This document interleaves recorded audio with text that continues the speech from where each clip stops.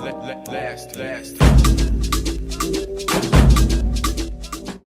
Hey family, what's up? To come back with another video, but this one is about PWIs and how PWIs are going to be when you enter it. I'm going to keep looking back at the screen and the lens. I apologize. So what is a PWI? A PWI is a predominantly white institution which falls under school, college, universities, and so forth. Again, what does that mean also? It means that if you're a person of color, you're likely going to be a minority there. It's going to be like 11 of you on that campus. Maybe. Who knows?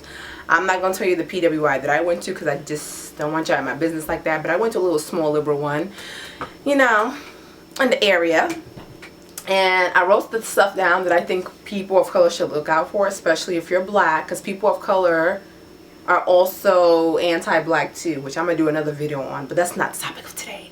The topic of today is PWIs and things that you're going to be seeing or you might want to look out for. The first one is ignorance.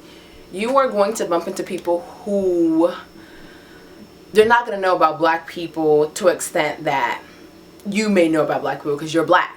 Like for me, I come from New York City. My parents are from Guinea. They come from the Mandingo people, not tribe. And people would ask me certain questions that was just out of the loop. Like I remember someone asked me if Chad was near Guinea because they were trying to put it together, and I'm just like, I'm not from Guinea. I just am a descendant of those people. I don't understand those people's struggles, their triumphs. I respect the people of Guinea so much, but no, Chad and Guinea are not next to each other, but nice try. And other black people who also were my friends, they also said the same thing. They bumped into a lot of white people who had questions for them that just didn't add up. You know what I mean? Like, oh, you have a dad at home? Like, yeah, a lot of us have fathers. And I mean, I don't know if you guys think our moms just create us, you know, like earthworms, we don't need partners, or they don't have partners. Yes, I grew up with a mom and dad in the household, and that might be, you know, debunking your stereotype that you had against me, but ignorance. You're gonna meet people who are not as smart as you think they are when it comes to your group and your culture and your understanding, because they think we're a monolith, so they don't think, you know, they think Jamaica and Trinidad are probably the same people, the same song, the same everything. If you want to educate them, do it. I didn't have time for it. I said Google is your best friend, but Wikipedia is not. But hey, that's one of them. The second one is CoSwitching. I found myself CoSwitching a lot because for me, personally for me, I am not comfortable speaking in colloquial vernacular or colloquialisms with white people. Like, if I were to come across a black person that I was comfortable with and we knew each other, and we didn't mind speaking in African American vernacular, AAV, or, you know, Ebonics, I would do that with another black person. Some black people don't like to talk like that anyway. It's not every black person, I'm saying. It depends on who you're with. What was my point? Code-switching. For me, I only did it with black people. Like, I'm like, oh, what's up, fam? Word. Yeah, facts. Whatever the case may be. I didn't do that with white people because I think white people, I remember I was a freshman and it was a frat brothers. He said something like, what's good or what's up, and I was like, hello, how do you do? Like, I basically gave him a waspy greeting, because for me, I'm not gonna sit here and try to fit into little stereotypes of, yeah, they do like to speak broken English and that's just how they act. I am not your what's up buddy, what's up fam. I'm not your friend. We're not black. I don't give white people that privilege to speak colloquialisms with me. Some black people, again, you're gonna meet black boys on campus, especially when they're athletes. They're gonna be the most disappointing human beings that you probably meet in your life. And I know that sounds really bad, but the black athletes that I came across on white campuses, they were so disappointing, because the black men that I'm used to just are so much higher. And then the black men that I met on campus when I went to a PWI, it was just like, you guys are a disappointment to my dad, my uncles, some of my brothers. I have 3 brothers. So I was just like, I am just shocked by the way that y'all act. But anyway, code-switching. You might find yourself doing it, saying something with your black friend that you won't say with your white friend, which is fine. Or even in class, you know what I mean? You might have a person of color who's a professor who understands where you're coming from, and you guys could talk that way. But you have to ask. Just don't you know, like, oh, I'm just gonna be like, what's good, whatever is cool nowadays. I don't know. Third one is hygiene. I come from a household where taking multiple showers a day is a norm. And there would literally be no other woman in the bathroom but the other black girl that was in the dorm. And this was for a whole semester. The second semester of freshman year I went abroad. But freshman year I was just like, do they not take showers? And then I noticed that not every day. Like, I knew people who were white, no offense, but it is what it is. They took showers only 2 or 3 times a week, and this is towards the weekend. Like, no, it's not everybody, by the way. Excuse me, I don't want to be offensive because I'm already problematic, right? But a lot of them don't take daily showers. That's just it. For me, when I would see the dormitory bathroom full was towards the weekend, like Thursday, Friday, Saturday, because people were going out, you know, they about to get some cock, penis. Ew, cock is so white, girl, and so white people. Like, that's what white porn stars say. I don't watch porn, you know.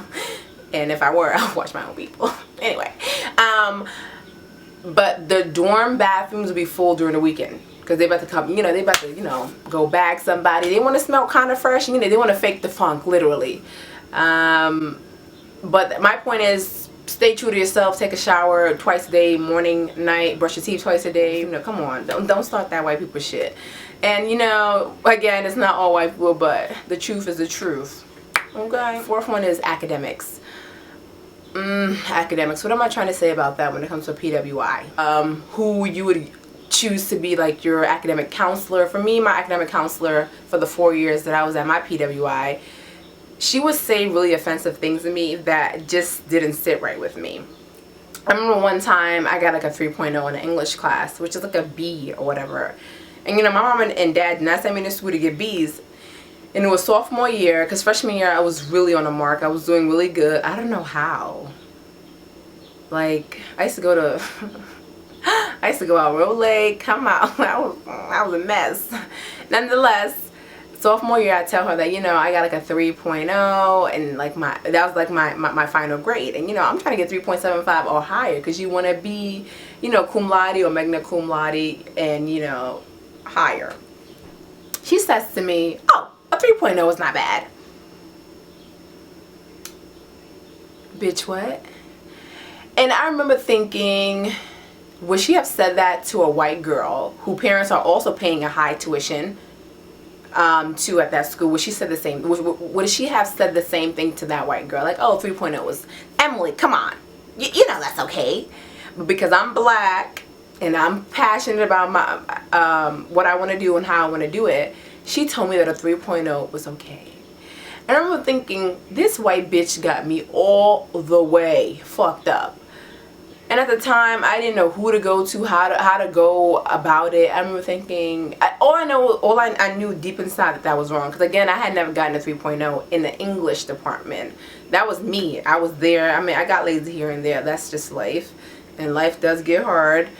Especially when you black or you're a person of color at a PWI, life gets hard, okay? Unless you want to be one of those black people who don't acknowledge their color. Then life is going to be a breeze. You know, just be a black athlete. You'll have fun. Not trying to be shady. What I say is, find an academic person who understands you. They don't have to be a person of color. I mean, for me, I always feel comfortable when I'm with another black woman. Just me. Because I trust black women and I trust their opinion about me. Because I'm a black woman. So I honor what a black woman has to say about me. And it could be critical, unfortunately. You know, I'm not a crier, but I'll take it. And yeah, so basically make sure the people who handle your academics, whether it's grades, counseling, I guess those are the main two. Make sure that the person understands you. Again, they don't have to be black or a person of color. They can be white, but just make sure that they understand where you're coming from. Because being black and in a certain setting, again, they don't expect us to be smart.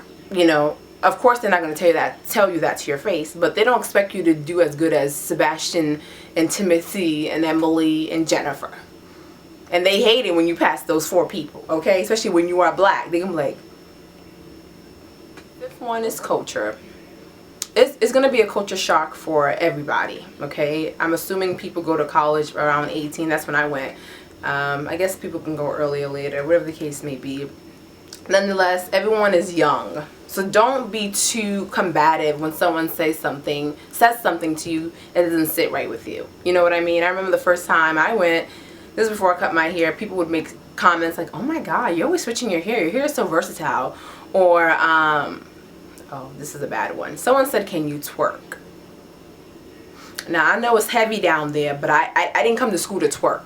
I remember the first time I got asked that, I was in a room full of other people of color, and white kids came and knocked on our door and said, oh, can you guys twerk for us?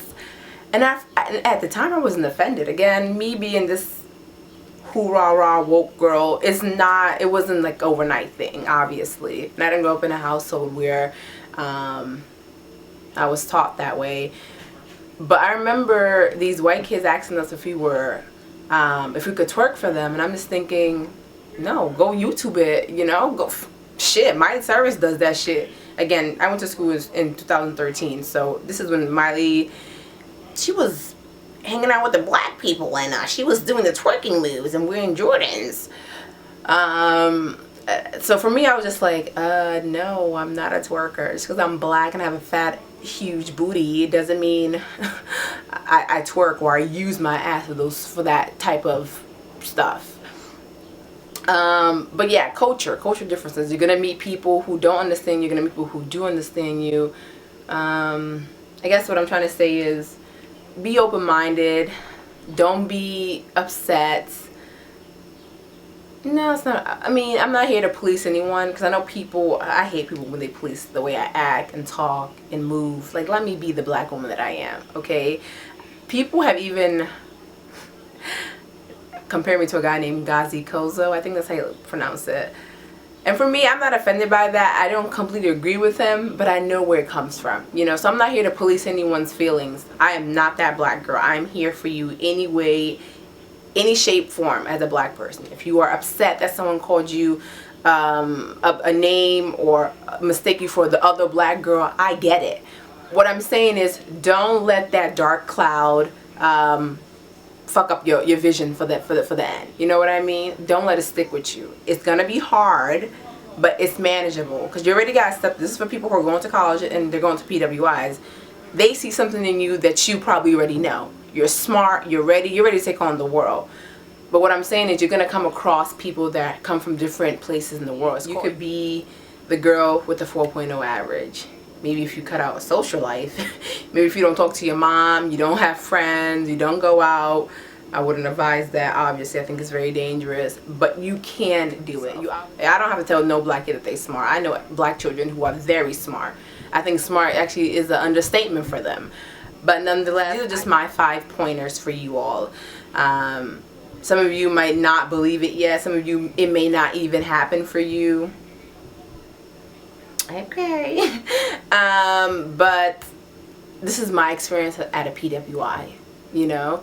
And if you're going to an HBCU, you about to be lit as fuck. No, I'm kidding. I don't know what happens at HBCUs. They're not perfect either, obviously. You know, yes, Howard got them sexy people. Man, let me say sexy man, because I don't want y'all thinking that I'm a lesbian because I got a short haircut. You know, not that, you know, I'm offended by that, but I'm not.